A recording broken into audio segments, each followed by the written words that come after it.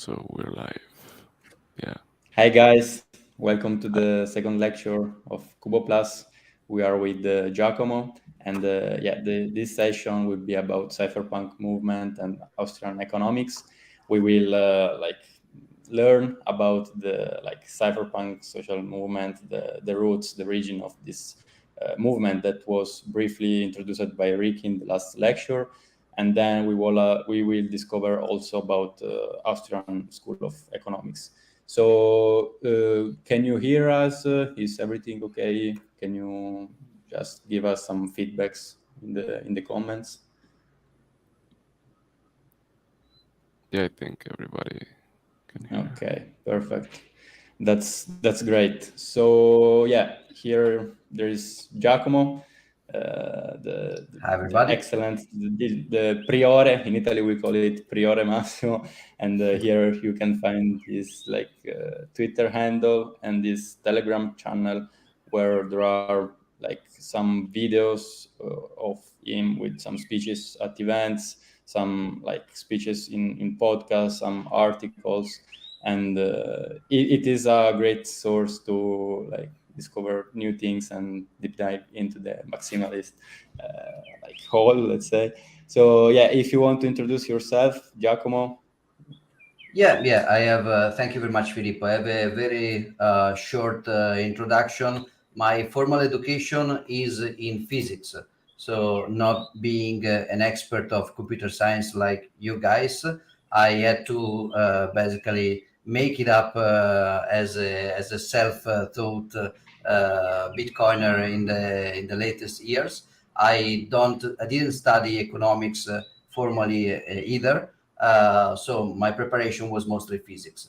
I spent a few years as a technology consultant in a multinational consulting company, and then in 2013, actually at the end of 2012, I was basically bitten by the radioactive spider of Bitcoin, and I had to focus full time on this for the following years.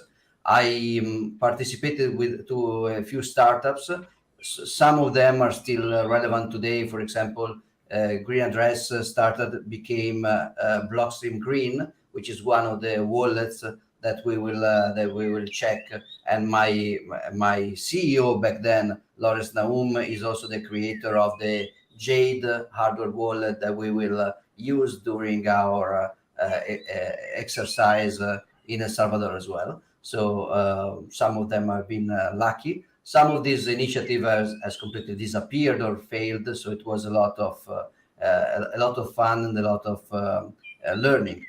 I started a Bitcoin-focused research laboratory in Milan in 2015, which lasted for a few years, but it was sponsored by big Italian banks. So it was well funded, and we had the chance and the honor to host most of the greatest Bitcoin developers in Milan for a few years.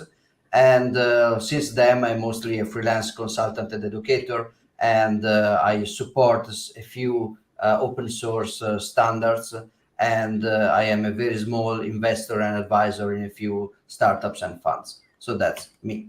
The lesson of today will be why Bitcoin. Actually, Ricardo's lesson last Monday also was a why Bitcoin, even if with a stronger focus on El Salvador as a place.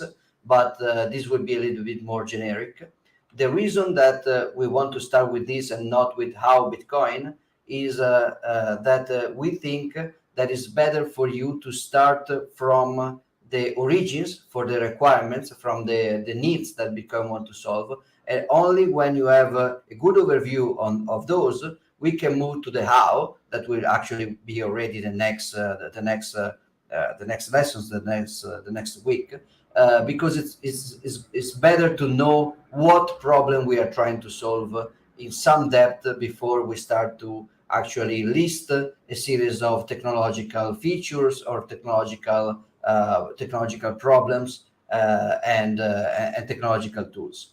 So what we want to convey here is that in order to understand Bitcoin, you have to have some level of understanding of the roots of the project. So where is Bitcoin coming from?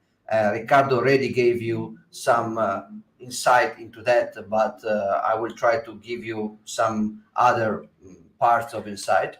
And it's better to understand before the goals that Bitcoin wanted to achieve, because from the goals we also can derive most technical trade-offs that we have to choose. If you have to invent Bitcoin, if you try to reinvent Bitcoin from scratch, depending on the goals, you will change your choices inside technical trade-offs. For example, we want more decentralization or more security. We want more speed, or we want more political anti-fragility, more privacy, or more efficiency. So there are a lot of choices that you have to make from a technical point of view. And we thought that it's better for you to understand the goals that the community that created Bitcoin was somehow trying to achieve, in order to understand better also the technical trade-off that has been chosen. And also you can better understand the memes. So these cultural roots that we are discussing, the cypherpunks and the Austrian School of Economics, they are not only in the past of Bitcoin, they are also somehow in the present of Bitcoin. As computer scientists and developers, you will mostly deal with code, so you will work, but sometimes even coders have to rest and shitpost on Twitter and interact with other people. And so you will start to see some tribes, some subcultures, some social phenomena. And some of those phenomena are entirely new. They are entirely unpredictable. They are entirely unique to Bitcoin.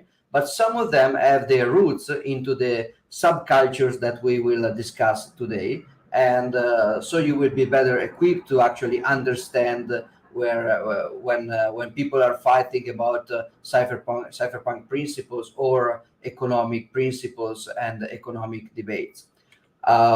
What we mostly see today are two different subcultures that over the years basically started to converge over a single idea, and his idea was basically Bitcoin. And I will try then to explain the thesis and the ideas of these subcultures. The first one, Ricky already told you a lot about that. I hope that after his suggestion, you finish it to read the Cypherpunk Manifesto or the Crypto Anarchy Manifesto. So Riccardo told you very well what was this movement, a movement centered about the use of cryptography in order to achieve more freedom for human individuals. So it was a political movement, but it was also a technical movement of cryptographers and hackers and builders and developers, because the point was to build tools, not just to discuss ideas. This movement, as you understood, is focused especially on privacy. So the strong focus is that if you want to protect human rights, human individuals, you need to protect their privacy. And we will see that some of the choices made in Bitcoin and made in the choice of the technical tools that Bitcoin acquired are centered around the concept of privacy. You may have heard that Bitcoin is not a tool for privacy, it's completely open, completely transparent, so it's bad for privacy, it's completely traceable. That's not the intent of the original design. That's not even the truth about its current use cases, if you know how to use it and if you know what they're doing. But anyways, it's still a design principle. Every time you will discuss with the Bitcoin startups you will work with and you will interact with about design goals, you will see discussion about privacy, how to make your company or product unable to see anything private from the user. There is a strong, in the cypherpunk subculture, there is a strong emphasis on society. So the problems of society, like exclusion, like freedom of expression and stuff like that. There is a strong emphasis on sharing. Like one of the, Riccardo mentioned a few cypherpunks from Tim May to Eric Hughes, but one of them was, for example, Julian Assange, that whose project was basically WikiLeaks. Is in jail because he shared important war crime documents with the world. But Cypherpunk like to think about sharing also in a more economical sense. They are mainly focused on the function of buying and selling and sharing ideas and sharing services and products. So they were very much focused on the idea of economic exchange, a little bit less on stuff like savings and investment. And you can still find this kind of sensitivity in the modern cypherpunk subculture of Bitcoin. And they were also mostly focused, and they are mostly focused on hacking in the sense of actively trying and playing with stuff. They are not just philosophers. They are not just people that like to discuss rights or to advocate for rights. They like to build tools, break tools as well, play with stuff and improve stuff, or maybe criticize stuff or test stuff. So it's a very active movement. We could connect it with the idea of agorism. Agorism is basically a subset of anarchy contingent philosophical schools that says that the important thing for achieving liberty or achieving freedom is not just discuss about it, it's not just having a constitution, but it is building practical tools that make freedom cheaper and easier to achieve. So it's a movement which is focused on tools even more than ideas in a sense. They are also mostly, as I said before, focused on saleability, on the possibility to sell stuff, to use money as an instrument of exchange, as a medium of exchange. The lesson of last Monday, Ricky's lesson, was mostly about this. You have seen a few documents, a few important documents, and that you can absolutely read, and you can get more into depth in this. And if you have any further question, I'm more than happy than answer. But you should have had a very good overview of the principle of cypherpunk or the cypherpunk movement. Original cypherpunks are also still involved in Bitcoin. For example, Dr. Adam Beck, that we will discuss in the next lesson in the next month. There is also a video that I will not share with you because it's in English, and maybe later on with Filippo we can find a Spanish translation, but it's a little bit long. But you can find it you can find several versions of it if you search Milton Friedman, Nobel laureate, economist and Nobel laureate. You will find a video that is basically Milton Friedman explaining, predicting Bitcoin in 1999 in a way, with more or less these words. I will paraphrase a little bit. He's saying that the internet is a great tool to reduce the role of government in commerce. And the role of government in commerce, while it can be good sometimes, for example, to stop crooks, to stop gangsters, many times the role of government is actually detrimental for the market. It's actually distortive, and it's actually bad, and it creates exclusion, it creates distortion. And so Milton Friedman says the internet reduced the role of government, made the stuff difficult to censor, difficult to tax, difficult to manipulate. And what is missing, says Friedman in 1999, so basically 10 years before Bitcoin, he says, what is missing to the internet to be a great force for freedom, but will soon be invented, is a functioning e-cash that can be used by A to give money to B without A knowing B and without B knowing A. So he's thinking about something that works like cash. Today we can go to a restaurant and just give them cash. They don't have to know our politics, our ideology, our religion. They don't have to know us. They just have to know that this cash is good, that this cash is not counterfeited. And if they know that, they can provide us all the services. That means that also underprivileged people, for example, all the half of the world, more than half of the world that is not producing enough money to justify the cost of basically doing KYC procedures. So they don't justify the cost of including them in this list of in these files, so they don't justify the cost to be filed by the government. They are completely excluded by internet interaction like e-commerce or internet finance. So the idea of digital cash is something that can work on the internet, because the internet allows people from every side of the world to interact with others, to commerce, to exchange, but is also something that works like cash. So without any kind of trace of the past history or of the ideological, political references or afferences of the payer or the payees. So that's the idea of cypherpunk that you already are familiar with. The second idea that I want to introduce today is the one of Austrian School of Economics.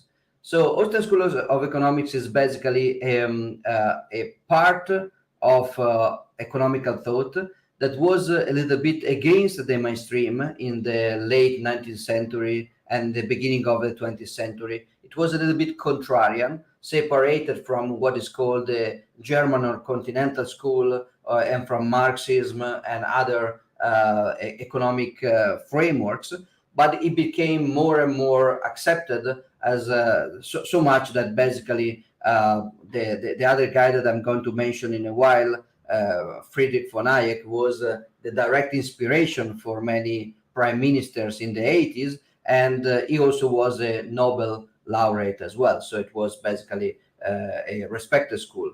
Right now, after the changes in the world in geopolitics and economics following 9/11 and the financial crisis of 2008, this school of economics is again considered like somehow redundant or surpassed or extreme or in other ways. But there is a strong link between Bitcoin and this school of economics. This school of economics is something that is focused especially on the concept of scarcity. If you read, for example, Economy in One Lesson, which is a good text by an Austrian economist, you will see that most of the teaching of the Austrian economics is based on the concept of scarcity. And just like privacy from the cypherpunk movement, also scarcity is a concept that you will see discussed a lot in Bitcoin. Maybe if you will end up studying or tinkering or working with a payment wallet, you will mostly discuss privacy of the users. But if you happen to end up working close to the protocol layer development, you will see that there is a lot of focus on the concept of scarcity to keep Bitcoin scarce.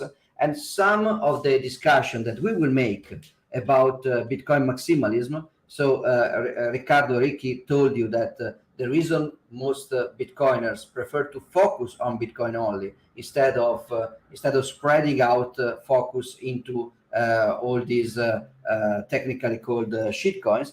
The reason is that these projects are mostly more centralized. So almost all shitcoins have a very strong centralized entity that can change the code, pushing changes to the code, that can actually that is trusted with the ultimate word on how the consensus changes every few months, because they do hard forks. And also they are a team with name and surname, with a charismatic founder that can decide everything. This is one good argument about cryptocurrencies in general. But another argument for so-called Bitcoin maximalism is exactly scarcity. The point is that Bitcoin is the recreation of scarcity in the digital realm. I will suggest you to read two things after this lesson and before we move to how. I show you the article, but then Filippo can just drop you the link. This is an article by a Bitcoiner, which is a pseudonymous guy, only known as Gigi or Gigi, depending on the pronunciation. We don't know who he is or his face. And he's making basically all these article is explaining how the concept of scarcity is not unique to Bitcoin, but for example, emerged in the context of video games. So during the 90s, there was this attempt to create money inside video games. For example, the Ultima Online or Diablo 2. And these are very, very interesting factual, historical accounts of how creating money inside this virtual world was basically impossible unless you took into account the economic concept of scarcity. And why do I say that that scarcity is important in relation with the so-called Bitcoin maximalism? Because Bitcoin is scarce. There is a finite amount of Bitcoin in circulation, and there will always be just a finite amount. While cryptocurrencies, as a generic economic good, they are not scarce. Not only most altcoins, most shitcoins are internally inflationary, so they have an unlimited amount of shitcoin that can be produced. But more than that, even the altcoins that are internally fixed in amount, they can still be easily changed to become inflationary in the future, because their centralization makes the resistance of the scarcity less credible. And you can find in this article again many good example of how a centralized team eventually will be pushed to reduce the scarcity of a good, because if a good is scarce, it can be used as money, basically, with some caveats that we will discuss. And if the good is used as money, this good will become more and more precious. And if this good becomes more and more precious, then there will be an incentive for the party controlling the artificial scarcity to actually increase the amount, to print more, because that will be convenient for them. So the concept of scarcity is very important. So I say most shitcoins, they don't have a cap, like Ethereum doesn't have a cap. Even the ones that have a cap, their cap is not credible. They can change the monetary policy when they want, and they did change it. Even many other projects like Monero changed at a certain point the monetary policy. And even if they don't change it, the global basket of all the cryptocurrencies itself cannot be scarce. It's always inflationary. Why? Because there is zero cost to create yet another cryptocurrency. So there is not a finite amount of cryptocurrencies. There is the amount of each cryptocurrencies times the number of cryptocurrencies in existence, which is completely inflationary. And actually the cost to produce yet another cryptocurrencies is only marketing, basically. You can fork the code of Bitcoin or something else in a few seconds, and the only thing that you need is a marketing budget to get it listed on some exchange, and you created new money. So while Bitcoin is the representation of the concept of digital scarcity that you can find explained very well in this article, cryptocurrencies are actually the very opposite. So in this way, this is why most Bitcoiners you will interact with, they don't think that Bitcoin is one cryptocurrency.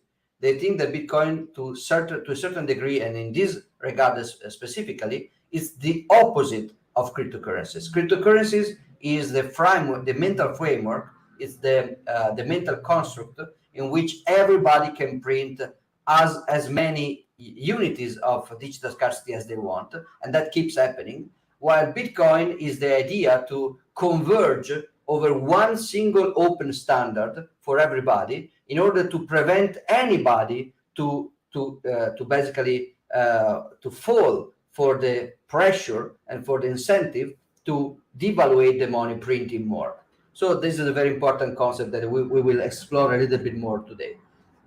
Just like cypherpunks are mostly concerned with the concept of society, you will see that most Austrian economic authors and most lectors are especially concerned with the role of time. With the role of time as main factor, for example, the concept of time preference. Time preference is a measure of how much do you, how much, let's say, hedonistic you are, like the ant and the grasshopper. The grasshopper doesn't care for the future, is not storing food for the future. It will just eat and sing during the summer. And then when the winter comes, the grasshopper will be without food and without cover from the cold of the winter, while the ant is the representation of an economic agent with low time preference. So they are able to sacrifice some good in the present, sacrifice some pleasure, some satisfaction, some utility, in order to have more utility tomorrow. So not surprisingly, this is strongly connect with the concept of saving, while cypherpunks are mostly interested in sharing stuff. So basically transacting, selling, buying, mostly over the internet, or sharing ideas, like in the open source ideology of, knowledge must be free, knowledge must be shared. On the other side, the Austrian economic type is mostly concerned about saving, about the ability that's important for the Bitcoin ecosystem as well, to spend less than what you gain. So to gain 2 and spend 1 in order to create a saving for the future. And this saving may give you better utility tomorrow if you can wait and if you can protect it, of course. And Bitcoin is very much also, you will hear and read a lot of discussions about this in the Bitcoin context. Austrian are usually economists. They are not computer scientists. So most cypherpunks, they will talk about hacking tools, while most Austrian types, they like to read articles or write articles speculating in a philosophical sense or speculating in an economical financial sense. So they will be more about buy something now because this will appreciate over time. I use the term speculating not necessarily in a negative way. Speculation is what we all do every time we have to make a decision about the future with some uncertainty. So every time we choose to save for the future, we are speculating. Every time we are choosing which tool to use for saving, we are speculating. Just like cypherpunks are mostly concerned in sharing and those salability, the ability of something to be distributed and shared and exchanged. Austrian economists mostly focus on the concept of durability. Durability in the sense of physical durability, like a gold nugget that is the same, preserve the characteristic over time, but also durability in the sense of social durability, like resistance to inflation, resistance to devaluation over time, or like stability of something against fads and fashions of the moment. This is also an expression of low time preference, and is also a very strong characteristic in Bitcoin. In Bitcoin, when you code, when you develop, when you interact with people, they will push you to be concerned with the durability of this product, not just for the next year or the next decade, but for generations to come. So every choice we do in the Bitcoin protocol, especially, will be debated also about the effect that it will have 10 years from now. Consider that, and in this sense, Bitcoin is unique among any cryptocurrency. You can now run a Bitcoin application, Bitcoin Core program from the end of 2009, and it will be slow, inefficient. There have been many there will be many improvement in efficiency. It will not be able to understand something like taproot spending. It will not be able to. It will just think that the first arriving spend it without any valid proof. So they will miss something. But an old node from 2009 is still able to sync with Bitcoin today with a lot of difficulty. While that's not true for any other at least not the famous one. The only cryptocurrencies that are like this are the ones that have been abandoned since many years. So of course they don't change because they've been abandoned. So durability is also a technical concept, not just an economical one. So just like to read a bit more and to explore a little bit more the concept of cypherpunk, you had the first lesson, that was the lesson by Riccardo. You will have another lesson that will be physically in San Salvador. I think Filippo, correct me if I'm wrong. I think it will be between the end of my debunking Bitcoin and before running Bitcoin online course, right? It should be like in a couple of weeks. Yeah, it will be, I think, after the running Bitcoin and before the improving Bitcoin on the 22nd of May. Okay, perfect. So after the running Bitcoin part, Saifedean Ammous is an Austrian economist, and you will meet him. And he is like a very obvious exponent, like expression of the Austrian school of economics. He will talk you in way more depth about the concept that I will try to very quickly summarize to you today. So consider this lesson of today just an overall summary. In order to understand better the cypherpunk part, you have to take again to rewatch the lesson by Riccardo and to read all the documents that he shared about, for example, the Cypherpunk Manifesto, the Crypto Anarchist Manifesto, and all these foundational writings. In order to understand better the Austrian part of what I'm telling you today, you will have to wait for a few weeks for Saifedean's lesson that will get into a lot of details. And you can buy and read Saifedean's books that I think are suggested inside our resources. The first one is called The Bitcoin Standard, which strangely enough is not really a book about Bitcoin. It's mostly a book about fiat money, so the current economical system. It's a history of money from the prehistory to fiat, so to the recent years, and only the last 3 chapters are actually about Bitcoin, and they are not even that detailed. They are very very high level overview. He also wrote a second book that is called I have it here. It's called The Fiat Standard, and this is a little bit the other way around. So instead of running through the history of money and explaining Bitcoin as a final complement to the history of money, this book basically takes Bitcoin as an example and try to describe the current system, the fiat system, as it was an altcoin, basically. So it will try to explain Bitcoin starting from, it will try to explain the fiat model starting from Bitcoin as an example. So it will talk about the network, the network protocol of fiat, who are the nodes, what is the supply cap, who is deciding the supply. So this is another very interesting book. There's another book that I think will be very strongly connected with the things we will discuss today, which is called Principles of Economics, that Saifedean just finished to write. I haven't read it yet. I will read it probably in the next weeks, but I think it will be very close to what we are going to discuss today in this side of the cultural components of Bitcoin. Just like you can find a nice video by a Nobel laureate about privacy and sharing about the cypherpunk ideas, which is Friedman, you can also find a very interesting video of a prophecy by an Austrian economist, who is Professor Friedrich von Hayek. He's another Nobel laureate, and he's making this prophecy not in 99, but a little bit before, in the late 80s. And he's basically making another prophecy about Bitcoin, which is a little bit like the other way around. What he says, again, I quote from memory, so I may not be exact. You can probably, Filippo may help you later to find a version of the video that maybe has Spanish subtitles, so you can appreciate better the details. But what he basically says is money is bad.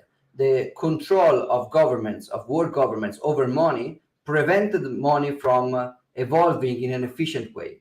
So in order to have good money, again, we not only prevented it from evolving, but actually caused a devolution into inefficiency and exclusion and unsustainability of the present economic model. In order to get back to good money, we have to take money out of the hands of governments. And the nice thing that Hayek finishes the interview saying, we cannot take that by force. Like Hayek published a book which is called Denationalization of Money, the denationalization.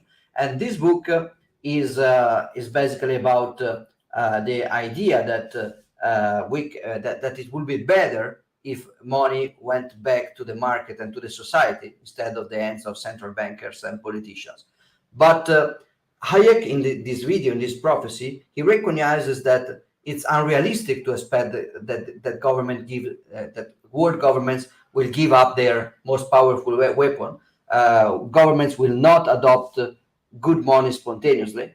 It would be interesting to discuss El Salvador as a counterexample, but it's not really a counterexample, because El Salvador, since recent treaties in the 90s, did not have their own fiat monetary policy weapon tool. So it was not easy, but it was in a certain way more rational for the Salvadorian government to give up something they cannot use.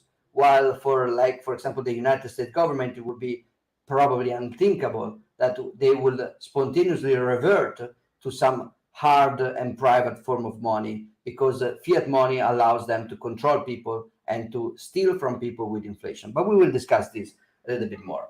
I want to, before we enter a very quick lesson of economic, I will try to give you like a flash version of an economic lesson to try to substantiate a little bit better the concepts we are discussing. I just want to tell you about the two best examples of these two cultures interweaving together into Bitcoin. So you can find everywhere online. There are many pages. There is also Wikipedia if you want, but there are many better accounts of the story. You can find the history of e-gold. E-gold was started from a guy, actually an oncologist, a doctor called Douglas Jackson in the United States, with a lawyer friend. They wanted to get back to gold as an economic tool, because they were thinking that fiat money is bad from the point of view of inflation and manipulation, creating cyclical economic collapses and crises. So he wanted to go back to gold. And he said, in the modern world, physical gold is too hard to move around, it's too difficult to use gold over the internet, because we can communicate at the speed of light on the internet, like we are doing right now, from Switzerland to El Salvador. We can do this. So using physical gold to pay each other would be ineffective. So let's move gold over the internet and let's create e-gold. The reasoning, the cultural roots of this operation was explicitly, entirely Austrian economics. Jackson was quoting Hayek, and he was quoting other from Mises, Menger. He was quoting other economists of the Austrian school. So like gold was a better money for economical properties, but it's just worse in the sense that it's hard to send it around over the internet. So let's put gold over the internet. But then basically e-gold was censored by the United States government. You can find there is a good podcast also by Douglas Jackson, where he explains that he suffered manipulations and sabotage by the FBI itself for more than 6 years. And then eventually, even if he asked all the permissions and he received all the permissions to operate, so he asked the Federal Reserve and the SEC, can I do this? He received all the permissions, and then they still arrested him for competing with the US dollars, and of course for allowing criminals to exchange money. But that's, if you read the story, you will appreciate for sure how much of this was about criminals and how much was actually just about stopping a competitor, an important competitor to the American dollar. So in a way, the closure of e-gold that started in 1996 and was basically closed down in 2008 was one of the reasons for the birth of Bitcoin. Basically, these people, these Austrian economists, they realized that you cannot do that in a way that the government can stop. Otherwise, the government will stop it. This is interesting because the Hayek prophecy that I mentioned a few minutes ago really ends up with this sentence. We cannot take the money from the government by force. So we will have to create something that they cannot stop. We will have to take money back with a sly roundabout way, that creating something that they cannot stop. So the Austrian economists that want to go back to gold as economic properties, but in a way that is compatible with the modern world of e-commerce, of computers, of global internet diffusion, they realize that if they create something that can be shut down, like PayPal, like a video game like Diablo 2 or Second Life, anything that is centralized can be shut down. So many Austrians, starting from Hayek himself at the end of this interview that you can find, started to realize during the 90s that in order to achieve Austrian goals, they need to adopt cypherpunk techniques of creating stuff that cannot be shut down. And there is also the other way around. There are some cypherpunks, like most famously Nick Szabo. Nick Szabo is a Eastern European, but also naturalized American cryptographer, but also game theorist and economist and programmer. Is one of the main actors in the cypherpunk scene. And he started out thinking about technology. So he was a cypherpunk. He was discussing privacy, technology, sharing. But then he started to get more and more interested in the concept of scarcity and gold, and like he calls it unforgeable costliness of money. You can find, so this article that I mentioned to you is very, very easy to read. Let's read it. It's very, very good. It's long, but it's very interesting and very easy. There's another article which is a little bit less easy, which is called Sharing Link by Szabo. You can find it in the Nakamoto Institute. Filippo will just give you the link. This is by Nick Szabo. It was published in 2002, so a little bit later than the invention I'm going to quote. But it's interesting because the cypherpunk, starting out from computer science, from code, from cryptography, from practical technical knowledge, in order to create digital cash. So he wanted to create the same thing that Friedman was mentioning 3 years before, an unstoppable, anonymous internet cash. But in order to create that, he started to get interested in the history of money and how money is related with work, cost, time, scarcity, and stuff like this. So it's very interesting to see convergence from both directions. And indeed, the product that Nick Szabo designed but never really deployed, it's called Bit Gold. So Szabo started from bit and ended up in gold after researching the fact that the cypherpunk tool needed some Austrian foundations. On the other way around, Jackson started from gold because he was an Austrian and ended up with E. So he tried to make it electronic, but also to make it eventually failed because it was not decentralized. It was too much centralized and it was easy to shut down. Bitcoin is basically the foundation of this. Bitcoin has a lot of Austrian imaginary. For example, the concept, well, inside the Genesis block, as Riccardo told you, there is a comment about global banking, basically the failure of the fractional reserve banking. So bailouts to banks in the UK. So that's the symbol that he decided to use. Also, the birthday of the profile of Satoshi on the Linux Foundation profile was coinciding with there were references to the end of the gold standard in 1971 with Richard Nixon, and to the confiscation of gold with by the U.S. President Franklin Delano Roosevelt, that confiscated the gold of U.S. citizens in the 30s with the Executive Order 6102 that you can still find. If you well, we will probably approach this in a few minutes. I will do the whole story in a more ordered fashion. So Satoshi Nakamoto created a lot of reference to Austrian economics.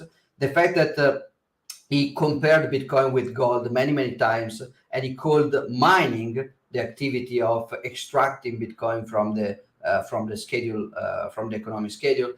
So all these references are there. But also he completely adopted the cypherpunk ideology. He sent the Bitcoin white paper to a mailing list that was the basically the successor of the cypherpunk original mailing list.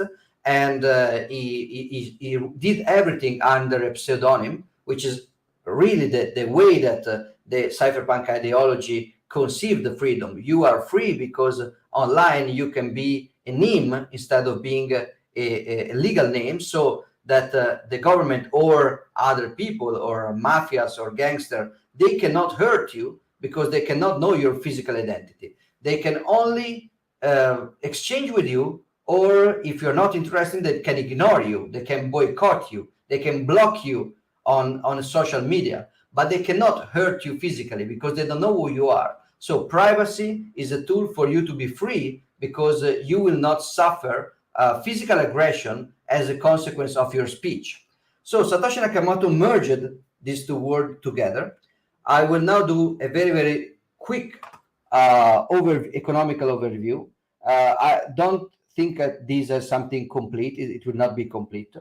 If you want a complete version, you will find these articles that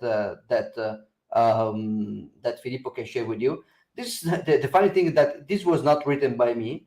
A few weeks ago, I gave a lesson in Italian. So it's maybe you can find subtitles, but all the lesson in Italian at the Polytechnic University of Turin. And some guy that I don't even know his name is called Muscle Satz. I don't know his name really. He decided to write down most of my lesson, and so you can still basically read it all. And he also created charts to replicate my charts at the blackboard. This stuff is stuff that I did by hand, and he basically did it without being paid or anything. I don't even know who he is. So it's great. The Bitcoin community, you will see, it's like this. It's something incredible. This guy spent probably, I think, days into writing down in English and in Italian all my 3-hour lessons and the Polytechnic of Turin. So this link can be used if you are curious about my exposition in more details. I will try to be very, very quick right now.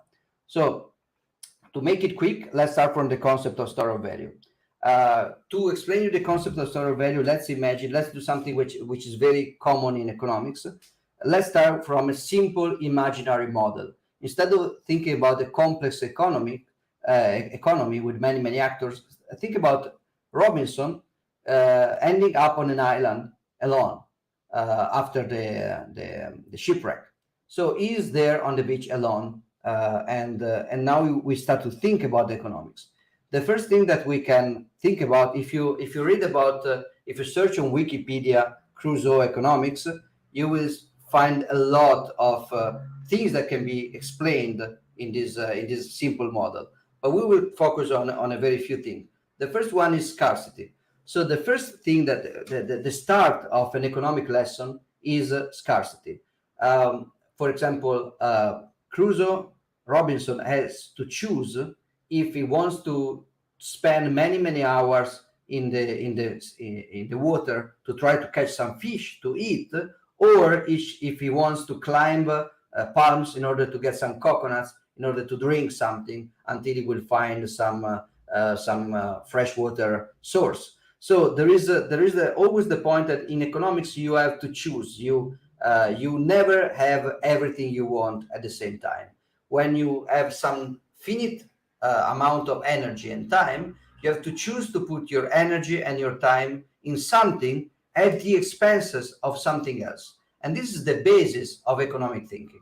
And many of the concepts of economics can be derived from the concept of scarcity. And in particular, one of the concepts that has to do with scarcity is the concept of saving. So I will use the images that this anonymous friend copied from my lesson. This is the first week of Robinson in the island. In green, there is the amount of fish that he will catch with his bare hands in the sea, in the water. So he's basically catching one fish every day. So on Monday, he stays for 10 hours into the ocean, and he will get one fish. On Tuesday, one fish. On Wednesday, one fish. And in red, you can find what he eats. During the evening, he will go in a cave, he will start up a fire, and he will just roast the fish and eat it. So he catches one and he eats one, catches one and eats one. This kind of economic behavior, it's problematic because first of all, with the passage of time, his situation doesn't evolve, it doesn't improve. Robinson is not improving his life, is living all the time the same way. But it's especially problematic if there are unforeseeable events. For example, on Thursday, Robinson gets a tropical fever, so he cannot get up from the cave, he cannot catch any fish, so he will not eat in Thursday. Then in Friday, he will have to maybe spend more time in the water. Instead of 9 hours, he will spend maybe 16 hours without resting in order to get two fishes, because he is very hungry, and he will eat two, so he can actually compensate for the previous day. But what if then the day after we just catch one and eat one? What if we have Sunday without fish because, for example, he is sick again, and on Monday there is a tropical storm and he cannot find any fish? Well, he will just starve to death. So now his economic utility is basically over. So the concept of saving is an improvement in economic activity. That means that, for example, Robinson will learn how to sacrifice something. For example, he will give up rest. He will not rest anymore. He will spend 16 hours trying to catch fish instead of just 7 or 6. He will stay there all day. So he will, on average, get basically 2 fish instead of 1. So the green is still the amount of fish that he catches. The red is the amount that he eats. So he catches 2 because he spent a lot of time now in water. He's sacrificing his free time, his rest, his pleasure, to just like the ant and the grasshopper, in order to catch 2 fish instead of 1. He still eats 1, so now he has a saving of 1. So the blue part is saving. The next day he does the same. He catches 2 and eats 1, and now his saving is 2. And the next day again and again and again. What is interesting here is that if something happens, for example, on Thursday, and he cannot get any fish, he can just consume some part of his savings in order to survive. But that's not the only. So he will just avoid this situation, because here instead of starving, he will just consume some of the savings, and you can see the savings build up pretty fast. After just 1 week, he will have basically 7 additional fish to eat if he really needs it. This also this can help him dealing with the problem of crisis, where he cannot get any fish. But it can also help in another sense. For example, in the sense of innovation. He didn't depict it, but anyway, innovation is this. Instead of so there is a good week. On Thursday, Robinson is not ill, is not sick. He feels great, but he still doesn't want to go into the water to fish, to get some fish. Why? Because he will spend the time that he's saving by not going to get fish to build a fishing rod with some at the beginning he will build a fishing spear, so just a stick, a wooden stick with a very pointy rock. And now with the spear that he spent 1 day projecting, designing and building, the next day he will be able to catch not 2 fish but 4 fish. So he will build up his savings even faster. So now he can spend another day without fishing, and he will invest this day not into resting, but he will invest this day into building not a fishing spear, but a fishing rod with like a long tether and a hook to get more fish. And he will get from 4 fish to 8 fish. So basically, this is the process called economic innovation. So you basically use your saving. First, you save. So you sacrifice yourself. You sacrifice a pleasure, a utility now, in order to build some storage for the future, and then you use this storage to stop working on survival and start working on innovation. And you start with a fishing spear, then you go to a fishing rod, then to a boat with a fishing net and an argan to just to multiply the energy of your muscles, and then you end up with this is the nuclear submarine fishing vessel. So the idea is that saving enables also innovation. There is a problem though, and the problem is basically the problem of permanence of wants. So when you change your technology level, so when you go from fishing with your bare hands to your fishing spear, and then the rod, then the net, and then the atomic ship, you will change your needs. You will, for example, not need food, because maybe you will move from a muscle-based activity to animal traction, from animal traction to carbon-based steam engine. From the steam engine, you will move to electrical engine powered by diesel, and then you will move to atomic submarines. When you do this, your need will change. So the problem is to focus your saving activity on something specific that can be durable for the future. For example, the example we used here, fish itself, is absolutely not a good example, because fish will, for example, decay pretty fast. You will not be able to save tons and tons of fish, because eventually it will just go bad. So what you need is to select a very few goods that you want to save. So imagine, so your needs will change across time. You don't know, there is uncertainty. You don't know what you will need tomorrow, especially because with technological innovation, you may find yourself on another planet. So you don't know what you will need tomorrow.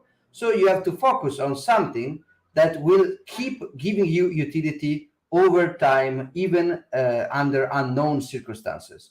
And the solution to this problem is focusing on a very few tools, because, for example, if you spread out your saving efficiency to thousands of different tools, you will not be efficient in any of them.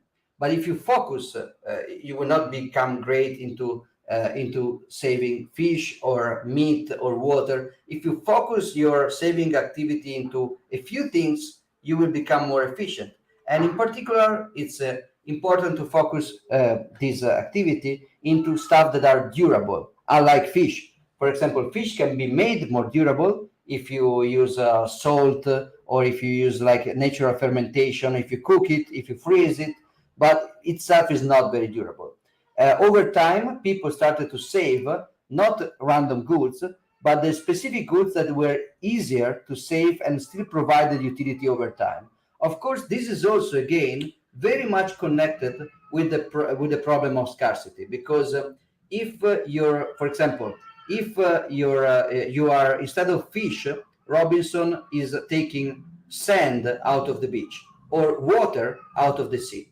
Water is very durable. You can take seawater into a jar and open it 10 years later, and it still will be basically water. Maybe some microbiome there, but basically still be water.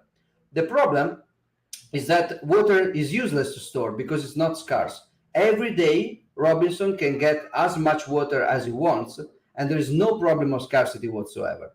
So the best thing you have to save now is the thing that you are less likely to be able to extract in the quantity you want later.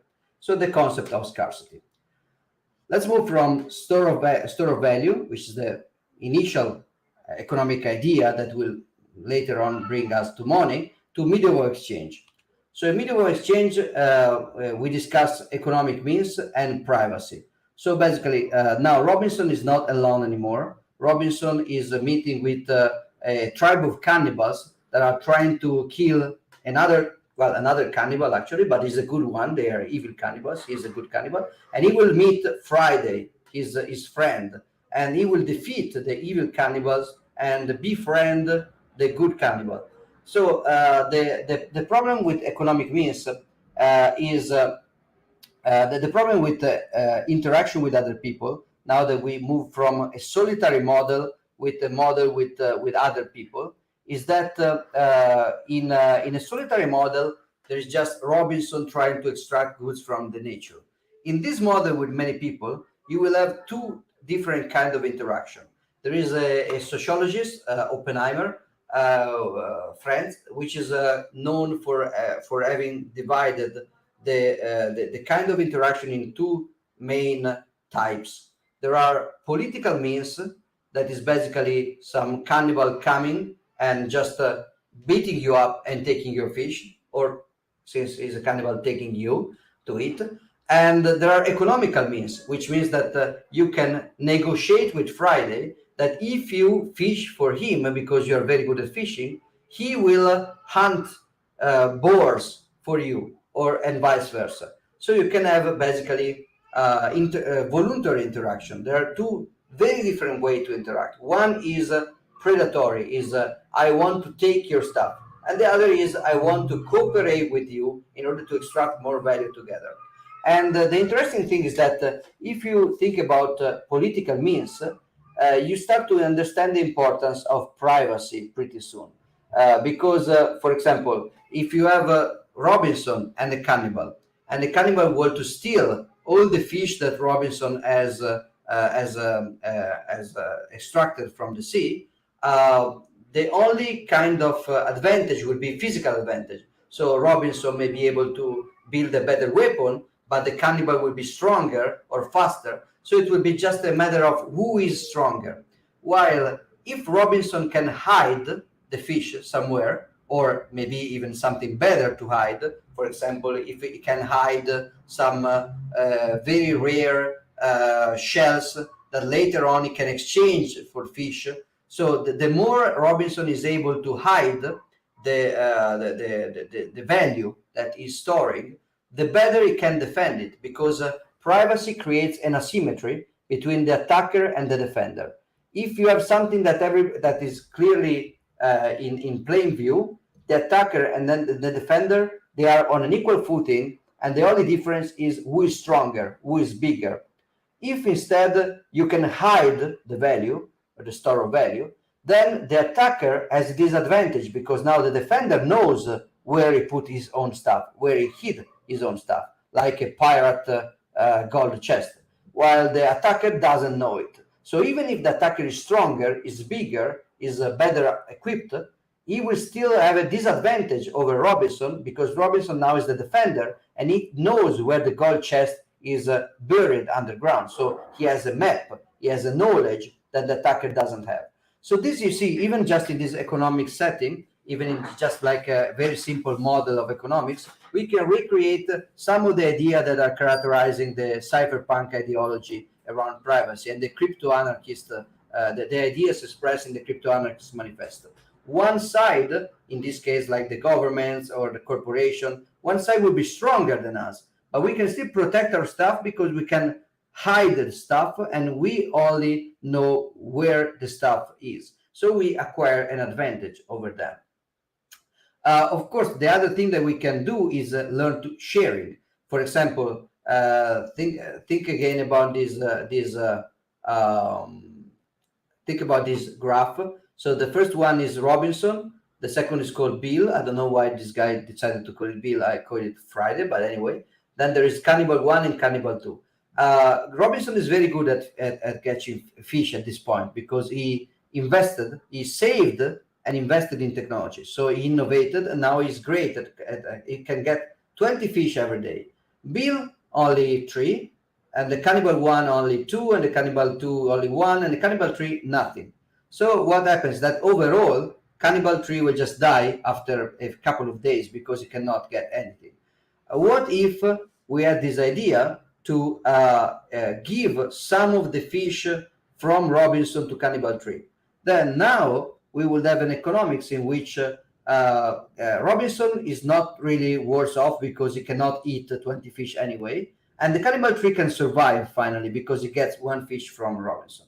So this kind of model doesn't work very well among enemies. For example, here in this graph there are cannibals, but Robinson will never share his stuff with cannibals. But it works very well, for example, in a family. If you think about the family, the parents will sacrifice themselves, will reduce the amount of stuff they eat or the amount of free time they enjoy, the amount of rest, the amount of sleep, in order to care for the little baby. The little baby will not give anything in exchange, at least not now, maybe in the future, possibly, but in modern times that's not even necessarily true. They will just put the old parent in some care center. So it's mostly gratuitous. So sharing, like free sharing, gratuitous sharing, is an economic reality that does exist, especially in families, small groups, small homogeneous group with a strong sense of belonging, but it doesn't scale. So in order to scale sharing, you need something different. You need exchanging. What is exchanging? Exchanging means that you repeat this graph over several different goods. In one good, so for example, fish, Robinson is the best and Cannibal Tree is terrible, and the other are average. But in another good, for example, protecting from selvatic beast, Cannibal Tree is a real champion and Robinson is actually a sissy. He cannot really fight with ferocious animal. So now Cannibal Tree can actually help Robinson, and so on with all the combination. For example, Bill can focus on extracting water from wells, and Cannibal One can focus on taking coconuts and whatever. Everybody can improve and invest in their specific kind of skill, and the result is not neutral. It's not that when you have specialization, everybody is just doing the same that he would do alone. The result is more economic value for everybody because they exchange. So if I can fish 10 fish but only eat one, and I can take water out of the well but only drink so much water, if I delegate it to you and you start to focus on water and I start to focus on fish, I can become more efficient on fish and give you the surplus, and you can become efficient on water and give me the surplus. The problem with this evolution is called the coincidence of wants. Basically, let's assume that, for example, you see this is a typical notion of graph theory. You will find this in computer science everywhere. You know this stuff. This is basically the law of the power law of network. This says that the amount of connection among nodes increases not with the number of nodes linearly, but asymptotically with the square of the number of rows. This is Metcalfe law, basically. So among two people, there is just one connection. Among three people, there are 3 connections, but among 5 people, there are 10 connections, and among 7 people, there are actually 21 connections, and so on. And this grows exponentially. This is a problem because, for example, assume that these 7 people want to share. So now Robinson, he has a surplus of fish. He can give fish away, but he needs water. And he's connected with Friday. Friday has fish, but he doesn't need water. He needs meat. And Wednesday, she has meat, but she doesn't need what Friday has, water. She does need, for example, a fixing, a repair in her cave. And Tuesday can fix the cave, but he wants fish. So now you have Robinson that has to give fish to Thursday in order for him to give a repair to Wednesday that can give some meat to Friday that can give some water to Robinson. It's very the more diverse specialized people you have, the more potential economic value you can extract from this group, but the more friction you have because of this law of the networks. What is the solution? Well, the solution is centralization. Not centralization in the sense that one guy will do or gal will do everything. The centralization in the sense that all the people will exchange services and good in exchange of one single service or good. So they all converge over a standard. The standard is not a person. The standard is a kind of good. So now, if you have a center in the shape, the three people will have three connections. So their particular service, so fish and meat, so fish against gold, meat against gold, and water against gold. Now there are five. There are still just five connections because there is fish against gold, meat against gold, water against gold, home fixing, home repair against gold, and coconuts against gold. And when there are seven, there are just seven possible interactions. So everybody can just interact with other using their particular specialty, their particular specialization, and one single economic good that will increase efficiency, because now you will have the value of the network increasing with the square of the persons. Of course, the value doesn't increase if everybody's equal, if everybody's the same. The value increases is if everybody is specialized in something different. So you need diversity in the network in order to have value. But if you have the number of diverse nodes increasing, then you can basically have you have the value of the network that grows with the square of the number of people, diverse people. But now the friction, the economic friction to manage, to exchange stuff, will not increase with the square. If you have these, it will just increase with the number linearly. So you will have the best economic situation ever. This is specialization, and now you have the problem of coincidence of wants. How do you select which good we converge over? That's a very difficult problem. It's not a problem that people solved by just sitting down and deciding. It emerged over centuries and centuries of attempts. And the characteristic of a good to be more accepted and more exchangeable of others is called salability. Or, salability is the most common term. This article by Szabo talks a lot about scarcity and unforgeable costliness, so the cost of producing something, but it also talks about salability of one good over the other. Salability is also connected with privacy, because if some good is only accepted based on the history and the reputation and the political risk of the person carrying it, then this good is not saleable. If you really want to maximize the salability of a good, this good must be neutral, like cash. It doesn't have to bring along the history of somebody. This is basically the concept of fungibility, privacy in the sense of fungibility. So the economic good must be fungible. It means that its economic value should not depend on the actions of the people that owned this good before. So it should be fungible.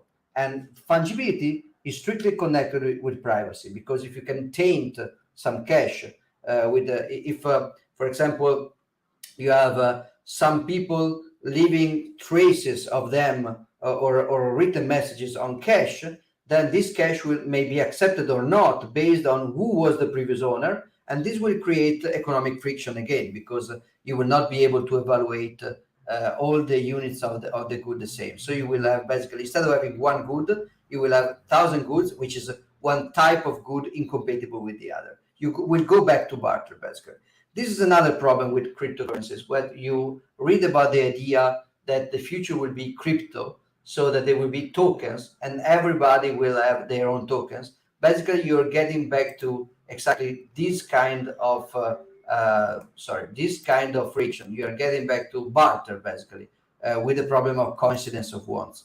If everybody in the economy is creating their own money, not only there is a problem of scarcity, because everybody will create as much money as they can, but also there will be a problem of salability, because everybody will just you will need prices in every possible combination, which goes up with n square and not with n. So it's very, very bad. So I will just do a few other slides before leaving at least 10 minutes to questions, and I will talk about virtual money. Ignore these logos. I just left it from other lessons. And so virtual money is a concept that people will speak about, mostly associated with Bitcoin or other stuff like Bitcoin. But I will argue that fiat money is actually the deepest, in the deepest sense, the maximum example of virtual money. And the Bitcoin is not virtual money, but is an attempt to de-virtualize money. Let me explain what I mean. Let's start with the commodity. For example, a gold nuggets. I have these gold nuggets taken from a mine, and I can give it to you, and I pass it to you with proof of ownership. So it's a bearer instrument. I own it, so it's mine. I give it to you. You now own it, so it's yours. From this, we move to coinage. Coinage is that technology that allows you to basically melt down the gold in nuggets and put it in a stamp. And when it basically solidifies again, you now have a coin, which means that you have a fixed denomination with written up like this is 1 gram of gold. The advantage is salability, because a nuggets is not very saleable, because when you give me a nuggets, I have to put it into like a hydrostatic balance scale in order to understand if it's true gold, if it's pure, if it's not pure. You know, Archimedes with the gold crown, he has to put it in the water to see if it's real gold or not, or if it's just some inferior metal. So it's expensive to check if it's gold.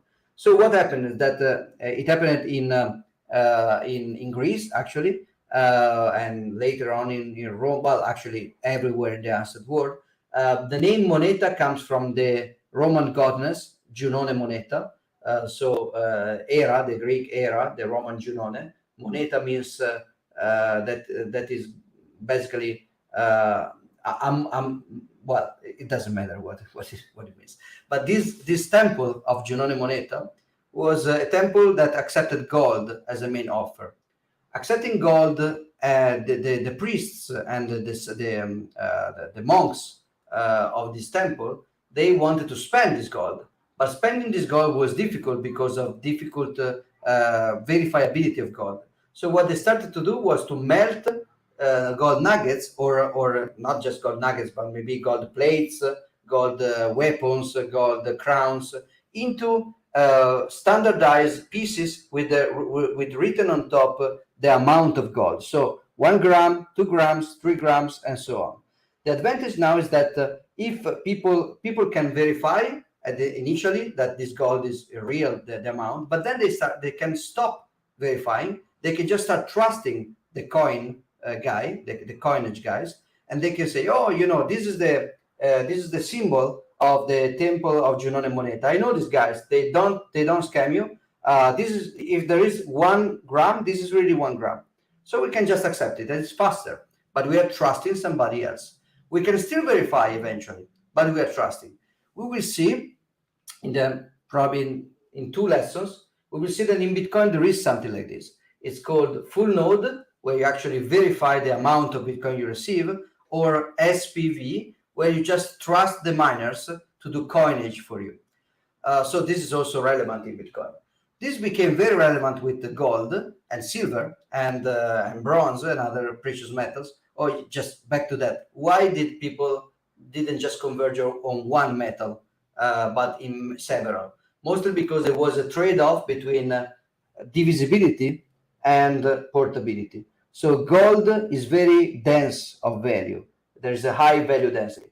So when you use gold, you can easily bring around the wealth of several families in just one little box.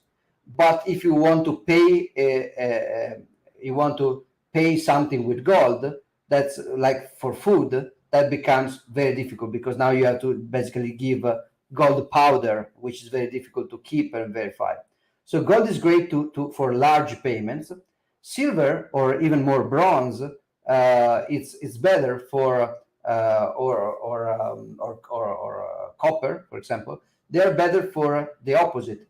If you want to pay for a pupusa, you can just give some less rare metal, less precious metal, which means with less scarcity, basically, a less scarce metal. But if you want to move a huge amount of wealth, then you will have to bring along several giant boxes of that metal. So gold is better for the high value transactions, and copper is better for small value transaction, and silver is in between, basically. So that's the reason they use it more than one. We will see that in Bitcoin there is an analogy to this as well. Like on-chain transactions, so-called first layer, is great for huge amounts because it's hard to divide, but it's great to concentrate payment. You can send several $1 million with just one transaction, paying maybe $1. While the Lightning Network is great for small payments because you can make small payments basically for free. And if you want to move $1 million on Lightning Network, then you will have problems. But the other way around on the main chain, basically. So you will see some analogies here. But anyway, so you have these coins of gold or silver or whatever, and you have a business model which is strange, which is called seniorage. Seniorage means that so at the beginning, I go to the monks, I give them the gold, I give them 100 gram. They will give me back 99 coin of 1 gram each, because they keep one because they want me to pay for their service. If I'm using their services of melting and coining for myself, they will ask me some fee to pay. So I give them 100 gram of gold. They will give me back 99 coins of 1 gram each. Then they will invent a new business model, which is called seniorage. And it works like this. It's a little bit more scammy. I give them 100 grams of gold. They melt it. Instead of giving me back just 99 coins of 1 gram, they will give me back 100 coins, each one with 1 gram written on top. But they know, and I know, that there are only 0.9 grams instead of 1. So they will just abuse the trust that the people. So they will tell me, let's keep it. Let's get to an agreement. I can give you a coinage without asking you for any payment, but we will take advantage of the other guys that will trust us. So basically, they will accept it just like 1 gram. Nobody will check because we are very trusted. But inside there will be less. If you agree with us, we can make a deal. Maybe not for free, but maybe I can reduce your fee if you accept this new form of coin. This kind of, as you can imagine, this kind of business model is very smart, but is also very prone to abuse. And that's also true in Bitcoin. For example, if you use SPV, so simple verification without a full node, somebody paying you can pay you fewer Bitcoins, faking up the quantity of Bitcoin in a way that we will see. Then there is a new evolution, a new virtualization. So you see, this step was already virtualization in the sense that the commodity money, the nugget, had a value strictly depending on the content of gold, on the scarcity of the metal. The coin, instead, has an accepted value that doesn't depend on the quantity of metal. It does only depend on the message, the information that is printed above. Of course, we trust that this information is accurate so that the content of gold is equal to the number on top. But that's just a trust in information, and we don't need to check the content of gold every time. We just check that the signature, the stamp of the monks is difficult to counterfeit. So we believe that these are the trusted guys. Let's move one step forward into virtualization of money.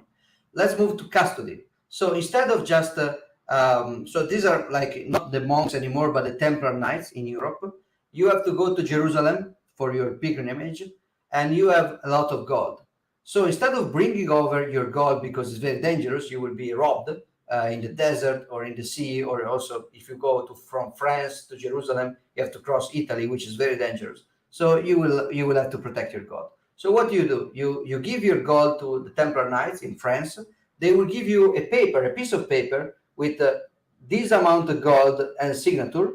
You will hide your paper in your medieval undergarments, and then you will cross Italy and the sea and the desert, and you will get to Jerusalem safe. And then there you will give this money to another Templar Knights castle, and they will give you back the same amount of gold, minus a fees, of course, because it's not for free. No, the Templar Knights are not, they are Templar, but it's expensive. They have to charge you some cost.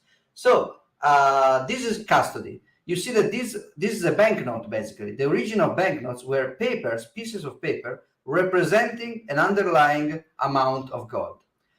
This invention basically made silver and copper and bronze disappear, because now you don't have a trade-off between divisibility and portability anymore. Now you can write on the paper 1,000 coins of silver or 1 coin of gold is the same, and 1/10 of gold is the same. You can just write it, so it becomes just information. So it doesn't matter for portability or divisibility. So again, basically, when custody started to spread, silver demonetized. So it was not used anymore as money, and money slowly converged into gold, mostly over a few centuries, basically. So the problem, also custody has a problem, which is another creative business model, which is called fractional reserve. So the first business model of the Templar Knight will be, you give me 100 grams of gold again, I will give you a paper with written 99, because I keep some gold for the effort, for the service. What if instead I charge you nothing? So I will take 100 pieces of gold, 100 grams. I write you a check, a paper, a banknote for 100, and when you get it back, you get 100 of true gold. What is the trick? The trick is that instead of keeping it here, I will lend this gold out for investment. So I will trade and speculate with your gold. So I will make money out of your gold, which will allow me to charge you zero fees, or even maybe give you something. Let's think, as an example, let's think that you have a business which is renting out cars. So it's a car rental. You go to the car rental, you pay, you get the car, and then you give the car back. Now think that there is another business in front of it, which is a paid parking. So it's a parking lot. You want your car to be safe, so you bring the car, you pay, and then when you come back, you pay and you take the car out. Now think about the car rental and the parking lot business partnership together. And so now, if you leave here your car in the parking lot, not only you will not have to pay for the parking lot, you will get a small payment from us. What is the catch? The catch is that we will lend some of the cars to other people. We will rent your car. So leave us the key and we will rent it, and we will give, not only not ask you money, but give you money. This works very, very well if there is nothing strange. So, for example, the Templar Knights may say, usually we have 100 grams of gold, and people will come and go, but mostly take out 20 grams, never 100. So we can just keep 20 instead of 100, and we can just keep a fraction of the total amount, so that the amount of paper gold in circulation will be higher, and the amount of actual gold in our vaults will be lower. This is, as you can imagine, a problem with scarcity of gold, again, because you cannot print gold out of thin air. You have to extract it from the earth, and that's very expensive. But you can print more gold banknotes than the gold you have if you go fractional reserve. So money was first, it was just gold, so it was very real. Then it became a coin, which is an information that gives you the certainty or the trust that the content will be real. Then it was a coin with seniority, so it's not even that amount of gold anymore. Then you have a paper, which is not gold for sure, but just information that will give you access to gold when you give it back. And then with fractional reserve, that's not true anymore. It's not even real information that we gave you gold, because maybe the bank will not have gold anymore in their account. And then there is the process, the final process of digitalization, which was well, at least from the point of view of privacy.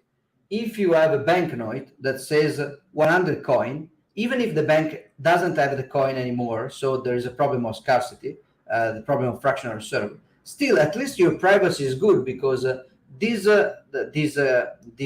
papers, they are bearer instruments. They are instruments that you bring with you. They don't have your name attached. With digitalization, it's even worse, because in this case, you basically have your name attached to the coin. So digitalization means that you don't even have a paper anymore. Now it's just all pure information in a computer. So your name is associated with a credit score, and the credit score, like in China, will be associated with your good behavior, how much you respect the Communist Party, how much how many vaccination doses you take. So it will be just connected to your name and your history and your ideas and your criticism of the government or something else. So this is a process of total virtualization of money. The biggest like the completion of this process is called CBDC, like central bank digital currencies. They are the most virtual money possible. Bitcoin, in this sense, it is still digital. It is still a money that can travel over the internet, over a computer, but it's not virtual. It's not virtual because it's a bearer instrument, it's not like PayPal, where it's your name associated with an account. It's a bearer instrument that anybody can bring without a third party. It's not even convertible in actual content. It's itself the content. There is no third party that will have to basically convert to basically have a collateral to redeem. There is no redemption. There is just Bitcoin. And it's also not necessarily coined, in the sense that if you're using the mobile wallet without a node, then yes, you are trusting somebody else for the amount that you receive.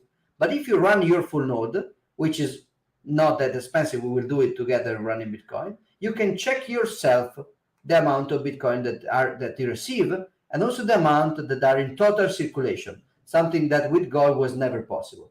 So it's closer to a digital version of a gold nugget. You can still split it easily. You can verify it easily, unlike the gold nuggets, but it's less virtual. So let's do the last slide. The last slide is called legal tender. In the context of El Salvador, legal tender is considered something positive because there was the Bitcoin law that was great, like acceptance of Bitcoin and Bitcoin as a symbol, Bitcoin protected by law, and adopted as a national idea. That was great. But I will try to give you a more sinister reading of the expression legal tender here. The idea is that not only money became less real and more virtual over time, but it also became less free and more coercive over time, less voluntary and more coercive. So everything starts with competition. When people are using gold, it's true that they are using, well, when people are just using barter, everybody is just fishing or hunting, and they exchange, and they're very free. But then you can have somebody that or everybody will just do their stuff when there is competition. Then you can all converge to gold. So you will always use gold in order to solve the problem of double coincidence of ones. So the problem of the network friction squared with the number of nodes. You solve that, everybody converges over gold, but still there is competition, because even if we all use gold, everybody is able to mine gold independently. Sure, maybe you're more lucky because you're closer to a mine, I'm farther away, you can specialize, but there will be somebody mining more than others. But everybody is free to mine gold in theory. There is not one political party that has the total monopoly on gold. Then if you want to do coinage, like at the beginning where the temple of Giunone Moneta created the first coins, or maybe the first coin, probably not, but the first famous coins, other temples or other goldsmiths, they were, or other churches or other principalities, they were doing the same. They were competition. So in the Middle Ages in Europe, every political or religious or commercial power was issuing their own coins. They were all in competition. The element was always gold, but there was not just one kind of gold coin. There was like the gold coin from the prince, from the king, from the abbey, from the bishop, from the guild of merchants, and from the goldsmiths, especially. Most of the goldsmiths were issuing gold, or from the banks. Even when you go to stuff like banknotes and credit and custody was in competition. Yes, you had the Templar Knights like the most trusted bank, but you have several other banks. Like in the year 1200 in Italy, there were hundreds of competing banks. Everybody was issuing their own banknote, so it was not just one banknote. Everybody was issuing. You could say, I trust this banknote more because this bank is more trustable than the other. So there was competition. And even when you started to have fractional reserve, there could be a competition of fractional reserve. Like, I trust this bank more because they keep 80% of reserve. This is more scary because they just keep 20, so they can go bank run. And the other will say, yes, but these other guys, they're giving me more interest, while your guys, they're giving you less interest. So let's decide. So there was competition. After competition, often in some systems comes monopoly. So one guy, if they reach this level of power, they just start not only providing a service, but also beating up and shooting everybody else providing the same service. So the cannibal on the island will say, I want to fish. I think I'm good at fishing. You can buy fish from me. If I see anybody else fishing, I will kill him or kidnap him, and then if he resists, I will kill him. So monopoly is not an economic mean; is a political mean in which, of course, somebody can mean with monopoly something like Google has a monopoly on research engines. That's a different thing. Like, that's called market monopoly. So everybody is free to compete with Google in theory, and there are patents and stuff, but anybody in theory is free. But de facto, one provider is emerging over others. So there's like a natural emerging market monopoly. What I'm discussing here is the political monopoly. So one cannibal on the island will say, I am the guy that is actually providing meat, boar meat. If you do the same, I will kill you or I will kidnap you, and if you resist, I kill you. So this is monopoly. Monopoly started up as monopoly of gold, like only the prince is allowed to mine gold in this kingdom. If somebody else does it, we will kill him. Then you have monopoly of coinage. So especially when, for example, the Roman emperor, he was doing he was providing coinage, and he was doing debasement. He was doing basically seigniorage, more and more and more. So one Roman gold coin was reduced to a very small amount of gold and a lot of other stuff.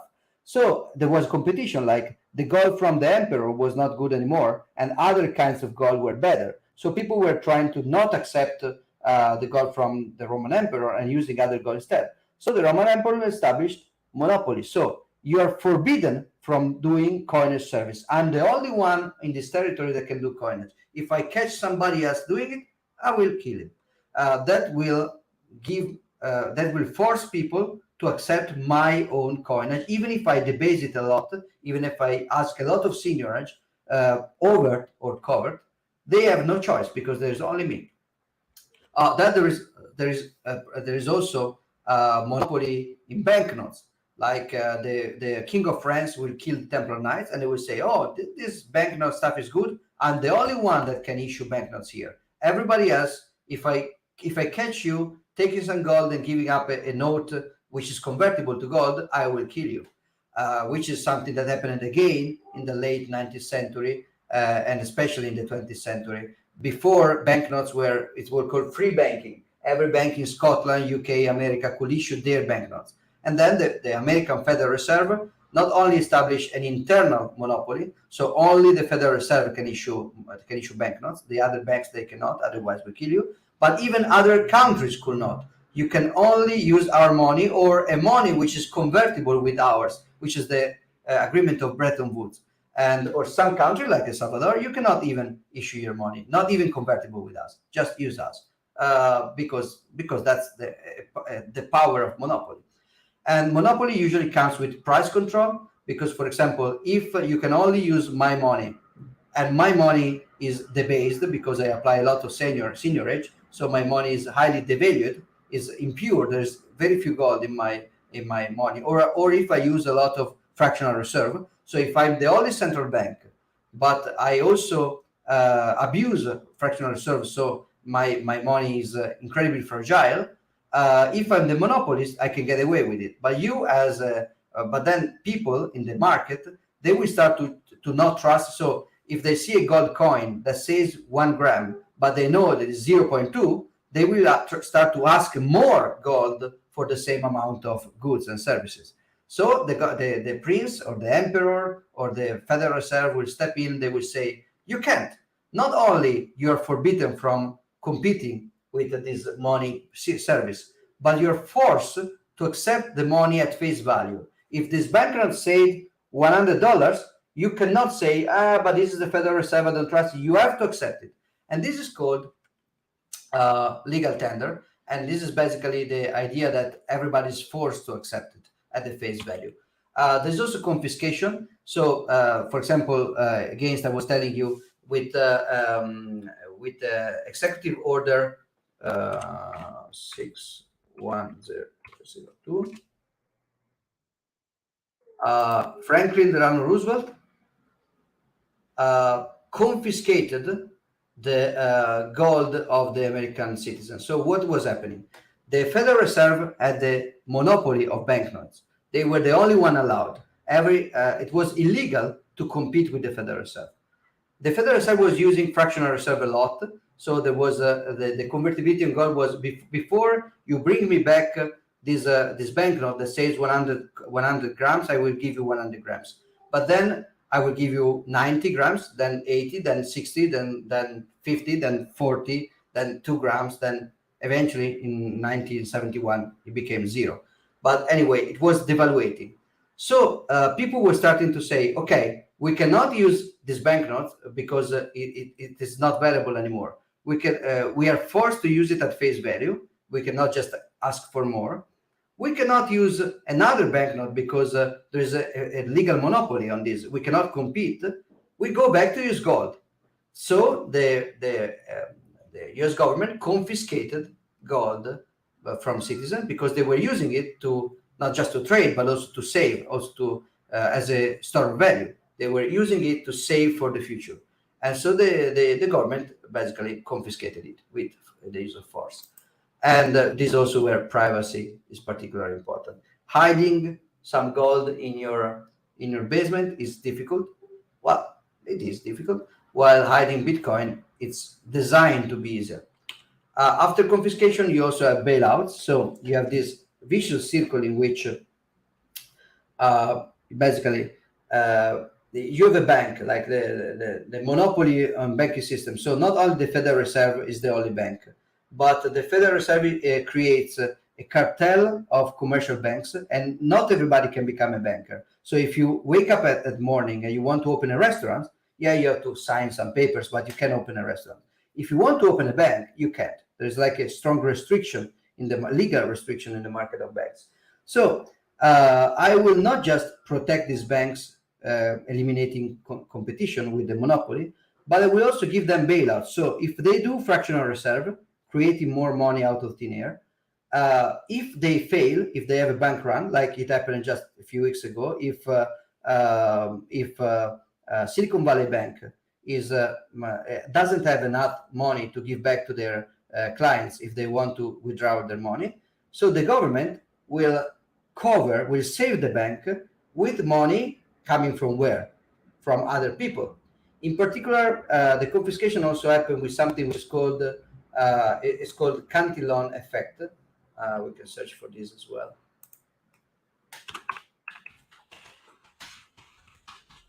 Cantillon effect is basically well, there's a good one here, even financial thing, but it's pretty easy to explain. So the idea is, why can't we become all millionaire by printing money? So if you print money, you can become millionaire. So why can't we all do that? Because there's a catch, right? It's not so easy. If you print $1 billion in your basement, then you will buy your villa, your infinity pool, your helicopter, your yacht, and if you do that, you are giving money to the people providing you this service. So there will be more money for the same amount of services. So the prices will go up, and this will spread like a wave. Basically, when you print money, the first people that can spend the money printed, they will have a net gain. The last people, they will not receive this money, and they will suffer the increase of prices, which is brought by the new money, because of course the price of a good is basically demand over supply. If you increase the supply at the same level of demand, the price will go down, money included. If you create more money with the same demand for money, the purchasing power of money will go down. So when you print money, basically what you do is you move wealth from the last people that get this new money to the first people that get this new money. The last will pay with price increase without any additional payout. The first will have the payout without the price increase. Like the first one with the money, they will not pay more. The price will increase after. You can imagine like a wave. When you print money, the people close to the printer will get fewer price increase and a lot of bonus, a lot of bailouts. And the people far away will get less and less bailouts and more price increase, until you get to a threshold where most people will lose more than they benefit. And so basically, inflation under legal tender is basically a transfer of money from somebody to the other. Bailouts, as explained, you take money from somebody to pay the bank, and then you get to surveillance, which is basically you get to a point where money is so fragile that you have to prevent people from moving it around and spend it. Because if they do, for example, if people can just move money around, they could escape from one country to the other when they have better fractional reserve, higher fractional reserve, or where they have lower taxes or better inflation. So if the Venezuelan government is creating like double-digit inflation, everybody that has a family with some savings will want to escape from double-digit inflation. So the government now has to create a network of surveillance, like I explained before. If the attacker doesn't know where the stuff is, there is an advantage for the defender, which is privacy. So now you need the government to cancel privacy in order to actually have this. I think that I did most of the things that I wanted. The next lesson will be this. So we will finally move away from economics and politics in a way, and sociology. But I hope that you see why this was, in my opinion, in our opinion, a very important introduction. So before we discuss this, which is how Bitcoin works, it was important to clarify even more why Bitcoin was created, to serve what purpose. What thing that I will notice before I take some questions in the last minutes, it's nice if you share these goals, especially if you want to become committed Bitcoiners. If you want to dedicate your life to Bitcoin, probably it's better if you share these goals.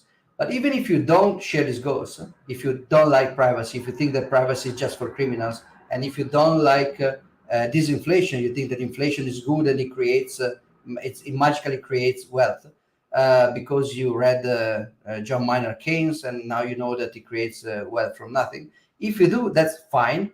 It's still important to understand. Let's go back to the first slide. I think that these cultures are important to understand, even if you don't share the values, because from understanding these values, you will understand the choices. Again, to the first slide, you will understand the roots and the technical goals as well, including like verification, full nodes, like fixed supply, private, like changing the address every time, or a lot of stuff, or onion routing and lightning, all this stuff that I will explain to you, and you will learn even better in the physical. Some of you will learn it even better in the physical on site in El Salvador. All this stuff makes sense if you understand the why. So that's why we dedicated so much time. This lesson, the previous lesson, and also the lesson you will have with Cypherian will be mostly focused on why. And now we finally can move to how. Let's take some questions if we can in the next 10 minutes, or even maybe 10-15 if we want to go over it a bit. Sure. Thank you so much, Giacomo, for the lecture. And actually, there are also some guys that want to have some live question. So I'm adding Alan to the live. If you want Hi, Alan. to have your question, Alan. Hello, guys. Hello, Giacomo. Hello, Philip. Thank Hi, you Alan. for the lecture that you have given us today. I have a few questions, but I'm not sure if we are going to have enough time for you to answer to me. Let's try. Ask them. If I think it's too long to answer, I will try to answer in a written form in the group later. Okay, thank you. The first one is that, as you may know, we already in El Salvador have Bitcoin as a legal tender. So, do you think it will be possible to expand this freedom of Bitcoin if more countries start to adopt this policy? Well, I answer immediately. Yes, I think it's possible. I think it will happen. Some countries have everything to lose from Bitcoin because they use the power of fiat money a lot to rob the population. So the countries that use inflation a lot as a taxation mean, and the countries that use censorship and surveillance to control the population, they will have more to lose from Bitcoin than to gain. But all the countries that don't,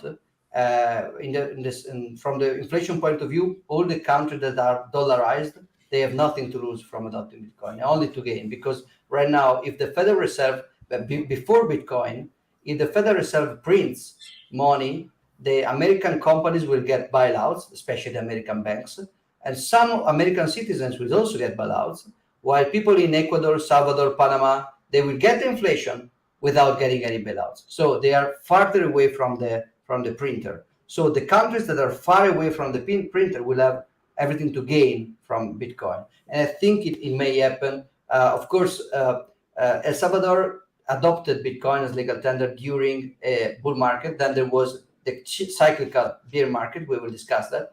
And so every effort that was starting to build, like with other countries in Central America or with the Republic of Central Africa, they basically froze right now. But cycles will go back and forth, and I think that other nation states will come, especially the ones that have anything to gain and nothing to lose. People, for example, a government that really wants to control the population, like China, I don't think it will accept. It will create a Bitcoin legal tender, because Bitcoin is also private if used properly, which means that it's also making censorship harder. Okay, thank you. And the second one is that how can we be sure that there is something that regulates that privacy is going to be dangerous at some point by using Bitcoin, or is that just there's just never enough privacy? Well, privacy is never perfect; it's always a degree. But the point of privacy is that you are protected by danger by very definition. So if a tool is private, nobody knows that you're using that tool. Of course, this is an abstraction. Actually, there is always some level of targeted attack that will actually discover everything. So if you spend enough billions of money to find somebody, you will find somebody. But what is many people are doing the same. So for example, when you had Julian Assange, the US government had a lot of money to spend. Even if he was going to hide, they would have taken him. But if there is 1,000 or million Assange, that becomes harder, because especially if instead of using name and surname, they will use some kind of pseudonym. For example, Julian Assange is in jail. Satoshi Nakamoto as far as we know, is not, because he used privacy and privacy tools. It's hard, but the point is that we should not use privacy only when we desperately need it. Otherwise, it will be weaker. We should use privacy as a default, so it will be easier to use it also when we really need it. I don't know if the answer is clear. There is no perfect privacy, but some privacy is always better than no privacy. So it's a struggle. You will not get ready to use Bitcoin in a way that nobody else can anonymize. But you can go to with a small effort to a level in which the anonymizing you will cost a lot more and a lot more and a lot more. You can increase, and attacking you personally will become harder and harder and harder. All right. Thank you very much for the answers and for the lecture. My pleasure. Thank you, Alan. So now there is also Josue that wanted to ask a live question. So yeah, Josue, if you want, you're here, you're live. Yes, hello.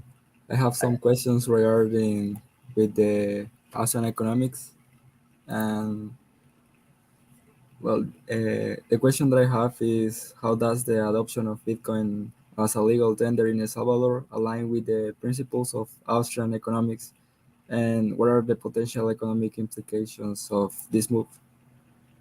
So I will answer this way. The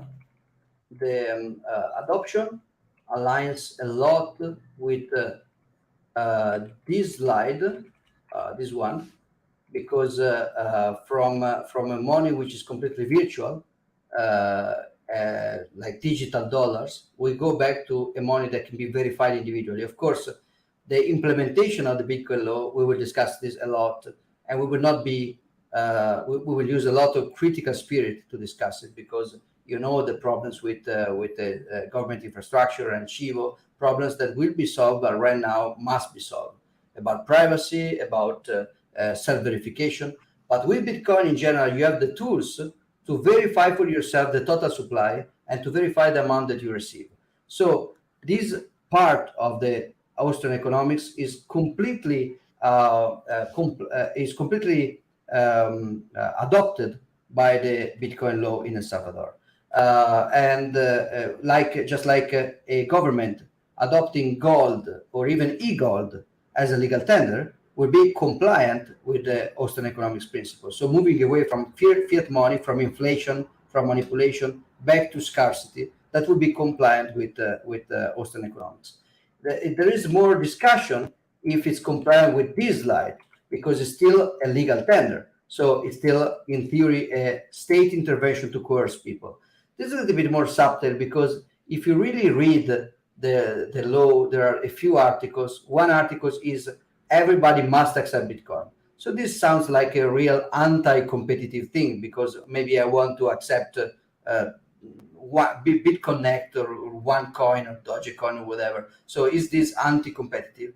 But actually, what if you really read is everybody must accept Bitcoin if the client asks to pay with Bitcoin. Otherwise, they can be agree with dollars or other things.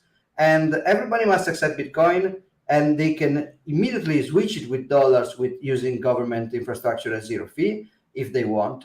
And everybody must do this and that, but there is an exemption if you have any technical obstacle, which basically means you probably see it here.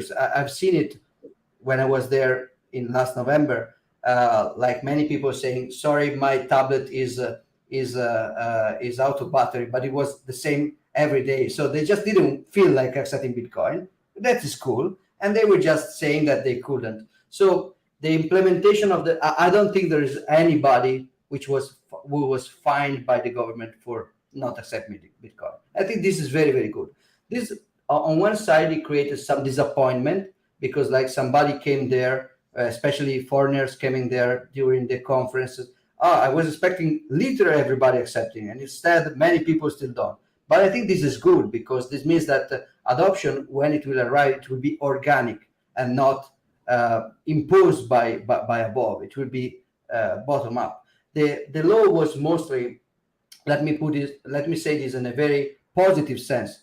was mostly a marketing idea to create a symbol, an idea, an effort like the effort we're doing right now here, a collective effort towards something good. It was not really policemen arresting people for not accepting Bitcoin.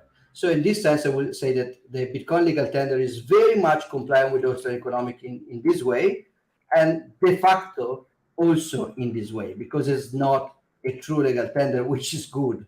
That is not a true legal tender.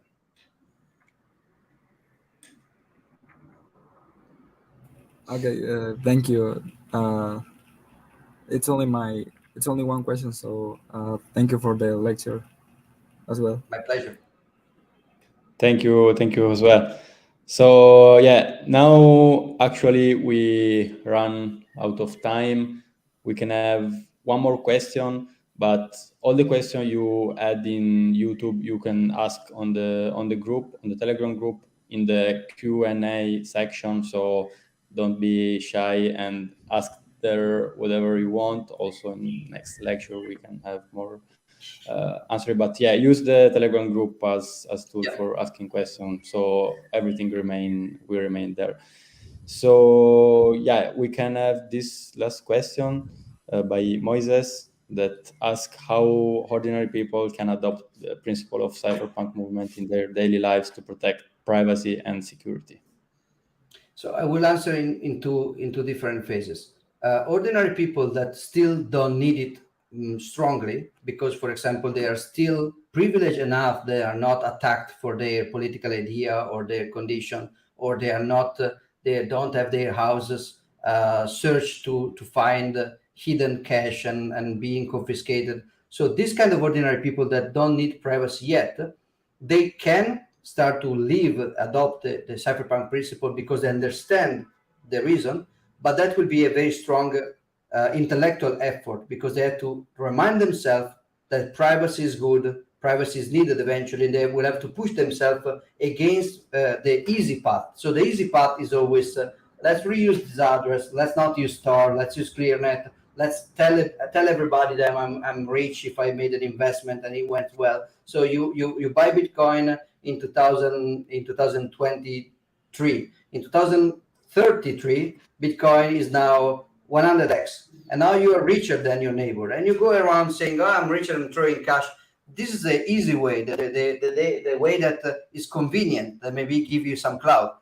But eventually, when you have the attack, ordinary people will understand and practice privacy very well under stressful situation, under oppressive regimes, or under continuous attacks on their ideas. People learn privacy pretty quickly. In Canada, there were a manifestation of trackers. They received the government of Canada cut out their donation using centralized payments. They started to receive Bitcoin, and the government started to threaten to arrest the guys collecting Bitcoin for them and confiscating the Bitcoin. So they started to learn at very high speed new ways to hide better. So privacy, when you really need it, you will learn it very, very fast, because you will need it for survival. While when you don't need it yet, it's where it's harder to go there. So I think it's possible if you think about the amount of, so internet privacy is difficult. It's hard. We will discuss it a little bit. There's so many ways to mess it up, so many ways to make a mistake, but it's possible to have it better. It will never be perfect. You will never get to a point where your privacy is perfect, but you can, with few steps, get to points where your privacy is significantly so much better than before. So the idea is take this step, not try to get to the final result of perfect privacy, which is possible. You just have to remind yourself that privacy is important, and it's so important that sometimes it trumps convenience, it trumps easiness. So this is the easy UX, this is the hardest one, but it's more private. So let's remind myself that I have to stay there, because when I will need it, it may be too late to learn so fast. People learn every kind of complex thing, like language is complex, driving a car is complex, like a sport is complex. People is able to learn complex stuff. The point is motivation. Do you feel you need it? If the answer is, or you will need it, if the answer is yes, with time and effort, you can get to a imperfect but pretty good level of privacy. That's great. So yeah, I think we are like out of time. Let's ask the question in the Q&A part in the group. Me and Mario will share also additional resources related to this lecture. And yeah, thank you so much for this great lecture, Giacomo. I don't Thanks, know if Giacomo. Mario want to add everything. Yeah. Go create your Twitter account that we suggested you to do, and go follow Giacomo and the accounts that we gave you. The Cubo Plus account is already up again. Yeah, we're gonna be sharing all the resources, links. We're gonna be posting also on Twitter some clips of this lecture. And yeah, have a nice rest of the week. And remember, there is reinforcements on Sundays at 10 a.m. See you See there, you. guys. Have a nice day. Bye. Thank you, Giacomo. Ciao, Ciao. Mario. Bye Ciao, bye. everybody. Ciao. Bye.